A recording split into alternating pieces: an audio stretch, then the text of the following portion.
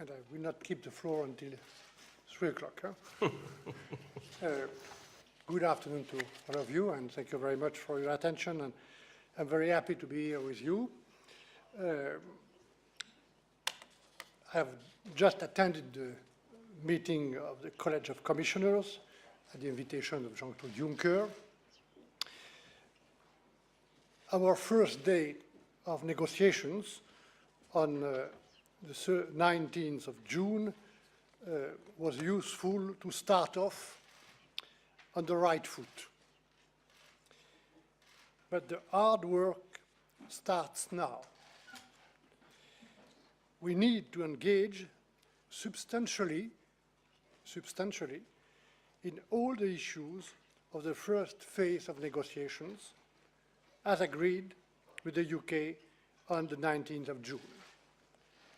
Citizens' rights, the single financial settlement, the new borders, in particular in Ireland, and the other separation issues like Euratom and the treatment of goods placed on the market before the Brexit day. We have published 9 EU position papers so far on the different issues, and the EU positions are clear. We now need to know the UK's position on each of these issues in order to make progress. We need to know on which points we agree and on which points we disagree, so that we can negotiate in earnest. My aim is to make good progress next week and at our next sessions in August on all issues. We cannot remain idle as the clock is ticking.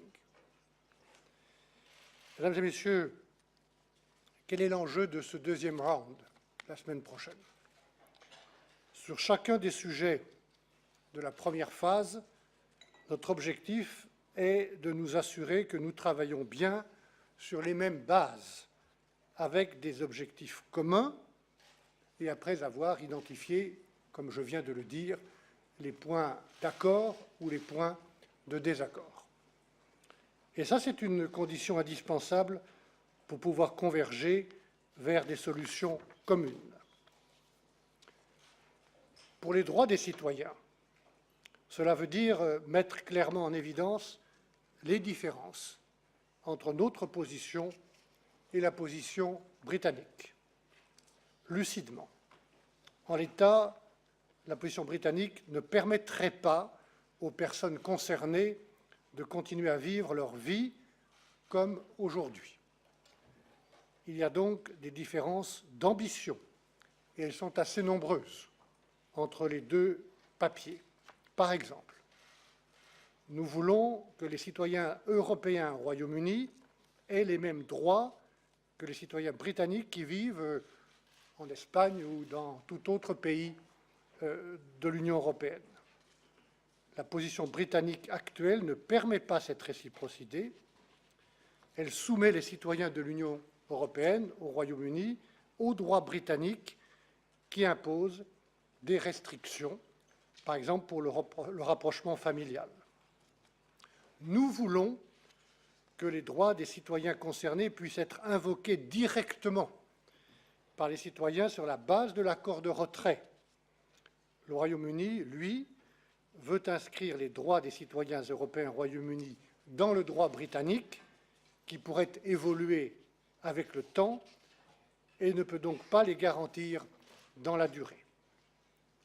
Nous voulons que la Cour de justice de l'Union européenne soit la garante ultime de ces droits, et si le Royaume-Uni s'y oppose, cela créera de l'incertitude sur l'application effective et cohérente de ces droits.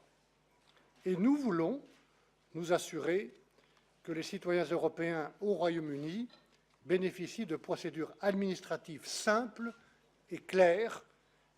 Les conditions applicables à ces procédures doivent être donc explicites. Voilà pour le premier chantier.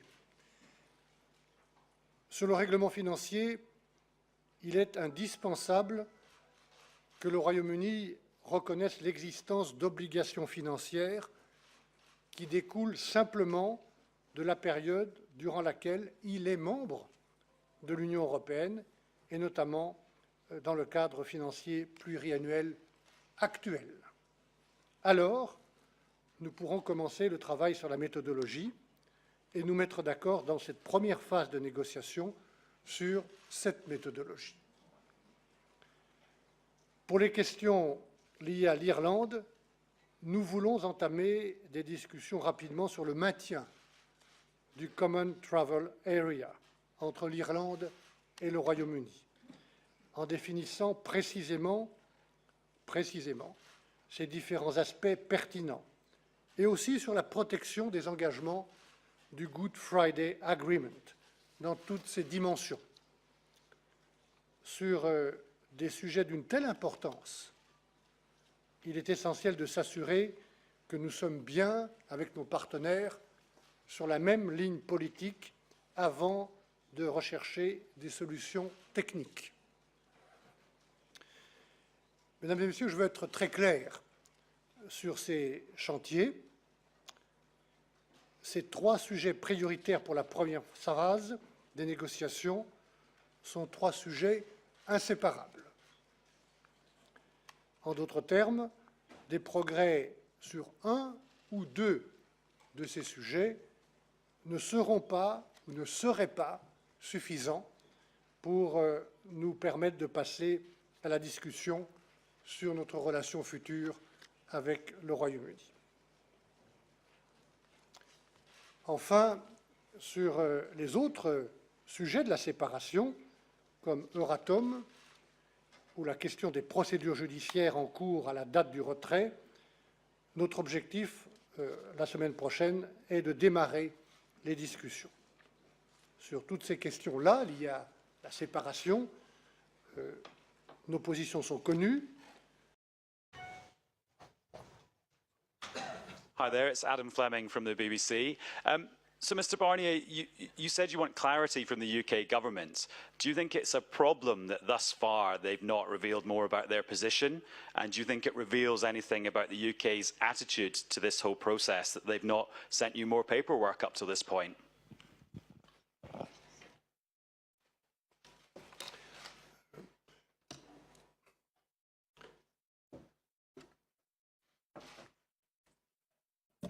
Plus tôt nous recevrons la clarification des positions britanniques sur tous les sujets où il ne s'est pas encore exprimé, mieux ça vaudra. Moi, je suis prêt. Notre équipe est prête. Si demain ou dans les jours qui viennent, avant le début du second round, lundi, nous recevons ces clarifications, nous travaillerons, nous évaluerons, nous comparerons. Rapidement, je suis prêt à travailler jour et nuit, y compris le week-end et durant la fête nationale du 14 juillet. Il n'y a pas de problème pour ça. Simplement, si on veut négocier, comme vous venez de le dire, il faut que chacun exprime au départ, sur chaque point, sa ligne. Voilà, nous attendons cette ligne et j'ai l'espoir que sur tous ces sujets, qui sont simplement, mesdames et messieurs, les sujets du divorce, les sujets du orderly withdrawal, ni plus ni moins. Nous attendons que le gouvernement britannique, je sais qu'il y travaille, fasse ce qu'il a fait sur les droits des citoyens, c'est-à-dire exprime une position. Ensuite, ma méthode, elle est simple, elle est objective. Nous allons faire une comparaison, voir là où nous sommes d'accord, et je suis sûr que sur beaucoup de sujets, notamment sur tous ce que j'appelle les autres sujets de la négociation, nous trouverons beaucoup de points d'accord ou d'analyses communes. Et puis nous ferons en même temps l'évaluation et le diagnostic des points de désaccord. Et puis nous commencerons dans les groupes de travail à rapprocher les points de vue. Voilà. J'ai l'espoir, pour répondre d'une phrase à votre question, j'ai l'espoir que le gouvernement britannique précisera clairement ses positions sur tous ces sujets avant le début de ce second round. Go ahead, buddy. Paddy Smith, Irish Times. A couple of questions, if I may. Can you give us any idea of when you might produce a paper on the Commission's position, on the European position on the Irish issues? And is that being delayed at all by the failure of the Northern Ireland parties to agree to create to go back into the executive? Secondly, the fisheries issue. Do you believe that it is compatible with any prospect of a transition agreement that the British should repudiate access to their coastal region, and would that hold up any kind of transition agreement? And finally, I just wanted to know if you're prepared to whistle us a tune. Whistle.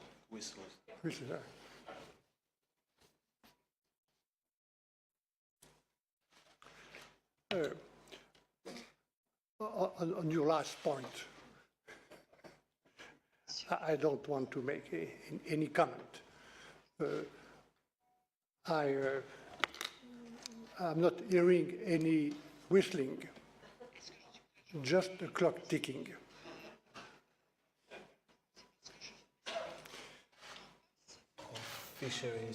Sur l'Irlande, notre choix, en accord avec la partie britannique, c'est de commencer dès lundi le dialogue politique au plus haut niveau. Holly Robbins d'un côté, Sabine Veillante de l'autre, mon adjointe, pour aboutir à une analyse politique commune. Et je pense que cette analyse politique doit venir maintenant, avant qu'on recherche des solutions techniques ou technologiques au problème du contrôle des marchandises en particulier. Voilà, c'est ce travail que nous allons faire. Je suivrai personnellement ce travail, parce que j'ai déjà eu l'occasion de vous le dire. J'ai eu, dans ma responsabilité de commissaire européen dans les années 2000, la responsabilité de consolider et de soutenir, d'améliorer aussi avec les autorités d'Irlande du Nord, du Royaume-Uni, le programme Peace, qui est un des instruments importants du succès du Good Friday Agreement. Et je suis très attaché à préserver les conditions du dialogue et de la stabilité en Irlande du Nord. Donc, je ne vais pas vous dire à quel moment nous publierons un papier. Laissez le dialogue politique commencer pour évaluer précisément ce que j'ai indiqué tout à l'heure, précisément les contours, les éléments du Common Travel Area et les moyens de préserver dans toutes ces dimensions le Good Friday Agreement, dont je rappelle que les autorités du Royaume-Uni sont co-garantes. Sur la pêche, qui est un sujet que j'ai eu à bien connaître aussi comme ministre français chargé des pêches et de la politique commune de la pêche, qui a été positive pour tout le monde dans la gestion commune des eaux et des ressources. J'ai vu l'autre jour l'annonce du retrait britannique de la Convention de Londres. J'ai dit simplement les faits juridiques, cette dénonciation britannique ne change rien. Cette convention avait déjà été remplacée par la politique commune de la pêche et nous allons donc aborder ce sujet qui est un sujet important, derrière lequel, comme beaucoup de sujets de cette négociation, il y a des hommes et des femmes. Et s'agissant des pêcheurs, des hommes et des femmes qui font un travail extrêmement difficile et souvent dangereux pour leur propre vie. Nous allons aborder ce sujet dans le cadre de nos relations futures. Et la discussion qui s'ouvrira sur la relation future, naturellement, ma priorité dans cette négociation sera l'intérêt des 27 et de nos pêcheurs. En tout état de cause, le Royaume-Uni devra respecter ses obligations internationales après le Brexit, nous avons une responsabilité commune de gérer les stocks partagés. Dans le cas d'ailleurs, j'ai le chiffre ici, des relations Union européenne-Royaume-Uni, il y a environ 130 stocks à gérer intelligemment. Donc ne me demandez pas là non plus de vous dire comment nous allons faire, avec quel type de transition. Je suis conscient de cette question, de sa sensibilité, de son importance, des deux côtés d'ailleurs, et je souhaite que, à la fois pour la question de la gestion des stocks, de l'usage des eaux territoriales, et notamment la question qui est liée de l'accès au marché, nous puissions travailler intelligemment sur cette question comme sur les autres. Ok, je donne la parole à Romain aussi. Je saisis l'opportunité de lui souhaiter trouver de succès dans ses nouvelles fonctions en Suisse. Il va nous quitter prochainement. Merci pour ton travail et pour ta présence ici à la salle de presse, Romain. Merci, je serai encore là quelques jours pour poser quelques petites questions. Monsieur Barnier, deux petites questions. Une première sur votre positionnement sur la question des Britanniques en Europe et des Européens en Grande-Bretagne. Alors on entend votre ton très conciliant. Il y a le ton, mais ensuite il y a peut-être le fond de la question. Vous pensez vraiment que les Britanniques puissent accepter à un quelconque moment ce dernier mot accordé à la Cour de justice de l'Union européenne, partant du principe qu'ils vont quitter? On pourrait vous soupçonner d'être un peu de mauvaise foi et d'essayer de pousser les Anglais à la faute et à quitter la table des négociations, pour l'interrogation. Et ma deuxième question concerne la Suisse et la Grande-Bretagne, les deux grands dossiers extra-communautaires. Quelles sont pour vous les ressemblances et les différences entre ces deux dossiers? Et est-ce qu'il y a un des deux clients qui est plus agréable et plus facile à manœuvrer que l'autre?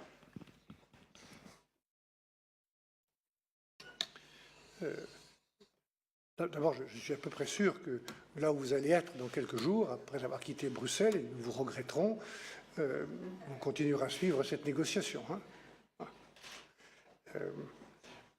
Franchement, je ne suis pas du tout dans l'état d'esprit de pousser notre partenaire et la partie qui se trouvera de l'autre côté de la table à la faute. Surtout pas en général et surtout pas sur ce sujet des citoyens, qui est une priorité claire pour nous. Il s'agit de 4,5 millions de personnes. Et j'espère que nous allons trouver, là encore intelligemment, très vite avant la fin de cette année, sur les principes, réciprocité, nous n'y sommes pas. Continuité, nous n'y sommes pas. Garantie, applicabilité des droits, nous n'y sommes pas. Un accord. Mais la négociation n'a pas commencé. Donc, je ne veux pousser à la faute personne. Nous devons trouver des solutions claires, durables.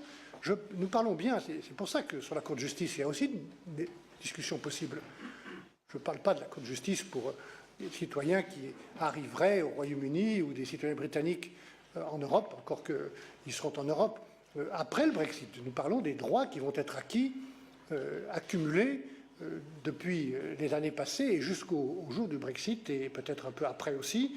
Et là, il me semble légitime de garantir ces droits de part et d'autre dans le cadre du droit européen qui est le plus favorable. Donc encore une fois, cette négociation va commencer et je veux vraiment, comme sur les autres points, qui sont liés, j'ai dit ces trois sujets sont inséparables. J'espère que tout le monde a bien compris cela. Nous voulons aboutir à des solutions concrètes et à un compromis qui garantira dans la durée, qui sécurisera les droits des citoyens concernés et de leurs familles.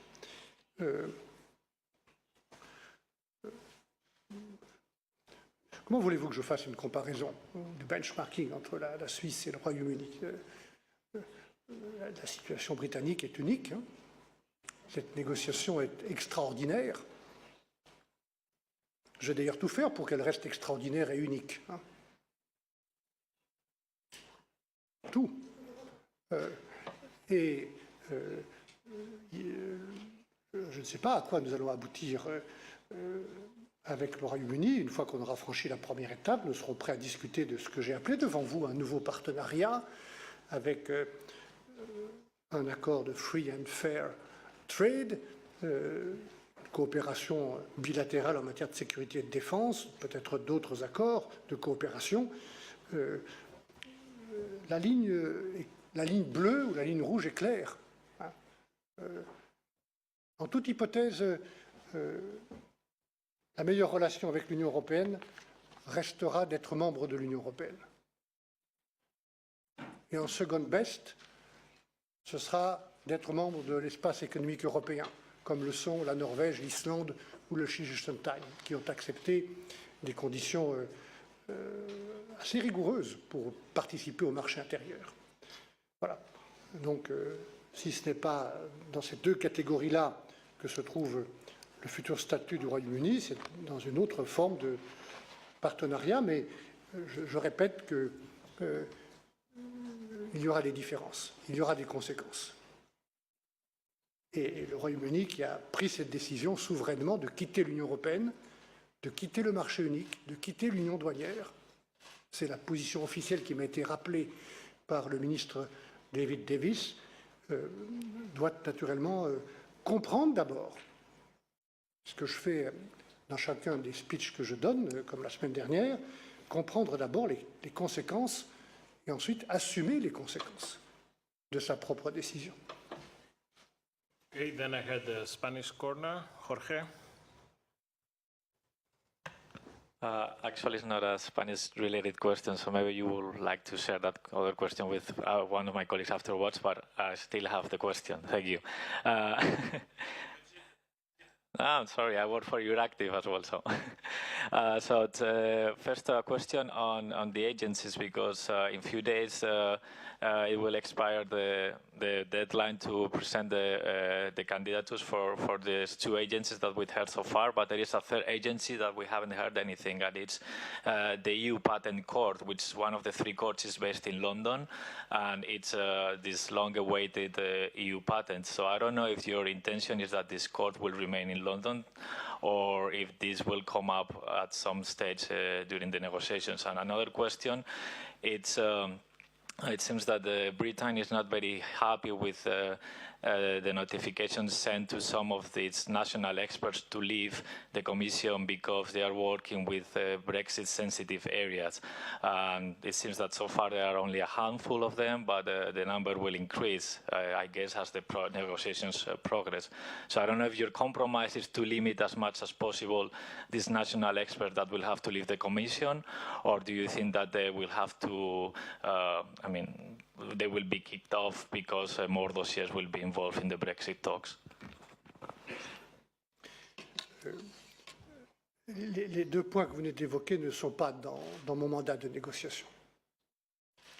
Alors, je pourrais me contenter de vous faire cette réponse rapide, mais ce sont des conséquences de la décision britannique et elles ne font pas partie de la négociation. Donc je ne traite pas personnellement la question des agences. Le président Juncker a eu l'occasion de confirmer la disponibilité de la Commission pour le travail d'évaluation technique objectif de toutes les candidatures. Il y en a beaucoup pour l'Agence des médicaments ou pour l'autorité des banques, que je connais bien puisque ça a été une de mes propositions en 2011, que de créer ces trois autorités européennes de supervision pour les banques, les assurances et les marchés financiers. Et la décision, la seule chose que je veux dire, c'est que la décision doit être prise par les dirigeants des 27 pays à partir de tous les éléments techniques qui leur seront apportés avant la fin de cette année. Parce qu'il faut 2 ans raisonnablement pour transférer opérationnellement et dans de bonnes conditions ces agences. Il y a en effet d'autres infrastructures qui sont liées au statut de membre de l'Union et qui vont devoir être déplacées puisque le Royaume-Uni a décidé de quitter l'Union. Nous allons regarder toutes ces infrastructures, y compris celle qui est liée au brevet unitaire européen, que je connais aussi assez bien. Je me permets de vous rappeler que, comme commissaire au marché intérieur, c'était une de mes propositions, après 35 ans d'attente, que de proposer et finalement de faire adopter la quasi-unanimité, à travers une coopération renforcée, cette proposition d'un brevet unique et des structures judiciaires qui doivent l'accompagner. Nous avons regardé par priorité les deux agences et nous regardons d'autres infrastructures qui mécaniquement vont devoir quitter le territoire du Royaume-Uni au moment où le Royaume-Uni abandonne par sa propre volonté sa qualité de membre de l'Union européenne. Dernière. Je n'ai pas répondu. Excusez-moi. Et je le veux. Sur les experts. Sur les experts, nous traitons, le président Juncker l'a dit dès le début de cette affaire, les fonctionnaires européens de manière absolument objective. Ils sont, je parle des fonctionnaires, objectivement fonctionnaires de l'Union européenne avant d'appartenir à telle ou telle citoyenneté, et donc ils sont traités humainement et objectivement. Et c'est un point que le commissaire Günther Oettinger a d'ailleurs rappelé ce matin dans la réunion du collège, puisqu'il en a la responsabilité. Pour le reste, je le dis calmement, mais il y a beaucoup, je l'ai dit d'ailleurs ici même, peut-être à la surprise de certains d'entre vous, mais dans mon premier statement au mois de novembre, la décision de quitter l'Union européenne a beaucoup de conséquences. Et si vous reprenez mon statement, vous réécouterez les conséquences humaines, sociales. Nous y sommes, à travers votre question. Juridiques, que beaucoup sous-estiment dans leur complexité, les conséquences économiques, techniques. C'est pour ça qu'il faut que nous abordions cette négociation sérieusement et rapidement sur le fond. Et là, vous êtes dans l'une des conséquences de la décision britannique. Daniel. Daniel Brössler, Süddeutsche Zeitung. Here. Just a clarification, please. Talking about financial obligations of the United Kingdom, are you actually saying that as long as the United Kingdom does not in principle accept that it has financial obligations, there is no ground to talk about anything else for further negotiations? Yes. Jim. Thank you very much. Jim Brunsden from the Financial Times, down in the front, and in the expensive seats down to the front. So there's a question on a similar line, actually. So again, on the single financial settlement and the popular pastime of whistling, Mr. Barnier, what do you actually need to see from Britain at the moment on the single financial settlement? I mean, obviously, I imagine you can't be imagining they're going to give an idea of what they're prepared to pay at this stage. But on the other hand, they could potentially say they're prepared to pay a nominal amount, but I doubt that would satisfy you either. So what exactly do you need to see from them as a statement on this at this point? Mais, Jim, je reviens un instant pour compléter ma réponse claire et rapide sur la précédente question. Cette question, elle est majeure pour créer les bases dont nous avons besoin pour commencer la discussion sur la future relation qui est évidemment le sujet très important. Comment vous bâtissez une relation sur le commerce, sur la sécurité ou la défense, sur d'autres sujets, on évoque les universités par exemple. Comment vous bâtissez une relation dans la durée, pour le long terme, avec un pays s'il n'y a pas de confiance? Comment vous faites ça? Et moi, ce qui m'intéresse dans cette négociation, c'est de réussir, encore une fois, je vous l'ai dit du fond du cœur, je veux qu'on réussisse à bâtir ce nouveau partenariat dans les domaines que j'ai évoqués, en respectant les lignes bleues ou lignes rouges de l'Union, et notamment l'intégrité du marché intérieur et les 4 libertés qui en sont le fondement. Mais nous voulons réussir, donc il faut d'abord la confiance. La confiance, elle passe par redonner de la sécurité aux 4,5 millions de citoyens britanniques et européen, elle consiste aussi à solder les comptes. C'est un problème difficile pour le Royaume-Uni, je le sais bien, mais c'est aussi un problème extrêmement difficile pour les 27 pays de l'Union, puisque ensemble, à 28, nous sommes engagés à financer, durant la période des perspectives financières actuelles, et avec des paiements qui interviennent souvent N+1, N+2, N+3, N+4, j'ai géré les fonds structurels européens, donc je sais comment ça se fait, les financements et les paiements. Des milliers de programmes, des milliers d'engagements font l'objet de cet engagement mutuel entre le Royaume-Uni et les 27 autres, nous avec le Royaume-Uni et le Royaume-Uni avec nous. Qu'est-ce que deviennent ces programmes partout en Europe si la part auquel les Britanniques se sont engagés n'est pas là? C'est cette question qu'il faut se poser. Ça, c'est une question de confiance. Et je n'accepte pas qu'on parle de rançon, comme l'autre jour, M. Farage me l'a dit au Parlement. C'est sûrement pas une rançon. C'est pas une exit bill. C'est sûrement pas une punition ou une revanche. À aucun moment. C'est tout simplement de solder les comptes, comme on le fait, et c'est pas facile, ça coûte cher, dans toute séparation, ni plus ni moins. Nous ne demanderons pas au Royaume-Uni un seul euro, une seule pound de plus que ce à quoi il s'est engagé légalement. Et si vous regardez le position paper que nous avons publié, j'ai souhaité moi-même que dans l'annexe de ce position paper, vous puissiez travailler sur toutes les bases légales des engagements pris ensemble avec le Royaume-Uni et le Royaume-Uni avec nous.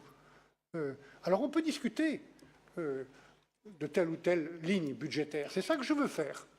Je veux discuter avec la partie britannique ligne à ligne. Mais le préalable, c'est qu'ils reconnaissent qu'ils ont pris des engagements avec nous. Et voilà pourquoi je répète que nous devons solder les comptes du passé avant d'évoquer l'avenir et pour pouvoir évoquer l'avenir dans de bonnes conditions. Voilà. J'espère que tout le monde le comprend bien. Nous avons pris 11 questions. On va en prendre une 12e. On prend une 12e. Okay. For competition's sake, let's go to the private. Merci. Is it on? Yes. Monsieur Barnier, merci. Mark Stone from Sky News. A follow-up, if I may, in English. You may have answered some of it, but you talked at the end of your answer there, and you spoke in your statement at the beginning that the UK must recognise the existence of financial obligations. You spoke about their legal obligations.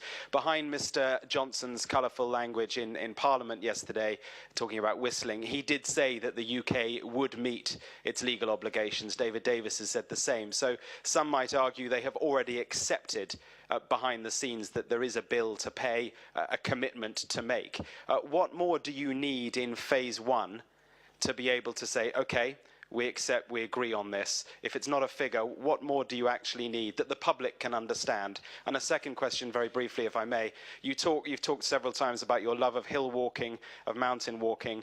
How far along that long walk that you described do you think we are at right now, and who's stepping out in front? Is it you or is it the UK?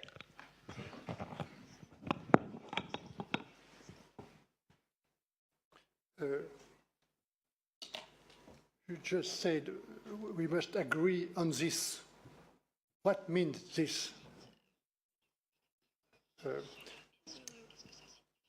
Nous attendons, et j'ai écouté David Davis dire qu'il pouvait prendre acte de certains engagements financiers, c'est la moindre des choses. Ces engagements financiers, ils font l'objet d'accords du gouvernement britannique dans différents stages au moment de l'élaboration des perspectives financières. Et j'ai publié la liste des engagements et des bases légales. Et je n'imagine pas qu'un très grand pays comme le Royaume-Uni, pour lequel j'ai depuis très longtemps de l'admiration et du respect, ce qui est d'ailleurs expliqué mon premier vote et ma première campagne électorale quand j'avais 21 ans en faveur de l'adhésion du Royaume-Uni, en 1972, Je n'ai jamais regretté ce vote. Le paradoxe est aujourd'hui que je suis là pour négocier le détricotage de cet accord, mais bon, je n'imagine pas que ce grand pays, ce très grand pays qu'est le Royaume-Uni, ne soit pas un pays responsable de ses engagements. Et c'est aussi, je disais ça à votre collègue Jim tout à l'heure, une condition de la confiance dont nous avons besoin pour bâtir les prochaines étapes. Voilà. Alors sur le long chemin, dont je connais, comme vous, le point où nous terminerons, ce sera évidemment durant l'automne 2018, puisque le 30 mars 2019, à minuit, le Royaume-Uni sera devenu un État tiers. Nous devons donc conclure l'accord sur le orderly withdrawal.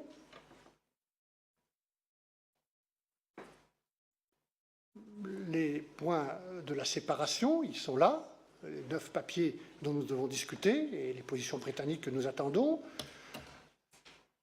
Le moment venu, mais ce moment n'est pas venu, la définition, les conditions, la durée, probablement d'une certaine période transitoire, et puis un accord politique auquel je veux travailler le plus tôt possible, et le moment n'est pas venu sur le futur partenariat, framework, scoping du futur partenariat. Voilà ce que nous avons comme objectif pour octobre 2018. Le chemin est difficile, mais il me semble, moi qui connais bien la montagne, j'ai d'ailleurs fait le cadeau à David Davis d'un bâton de marche, et moi j'ai le même de mon côté. Le chemin est difficile, mais il est assez large pour qu'on soit deux à avancer, hein, côte à côte. Voilà. C'est en tout cas l'état d'esprit qui est le mien. This concludes our press conference. Thank you all for your presence. Our teams are here, our experts are here for follow-up. Thank you all. See you tomorrow.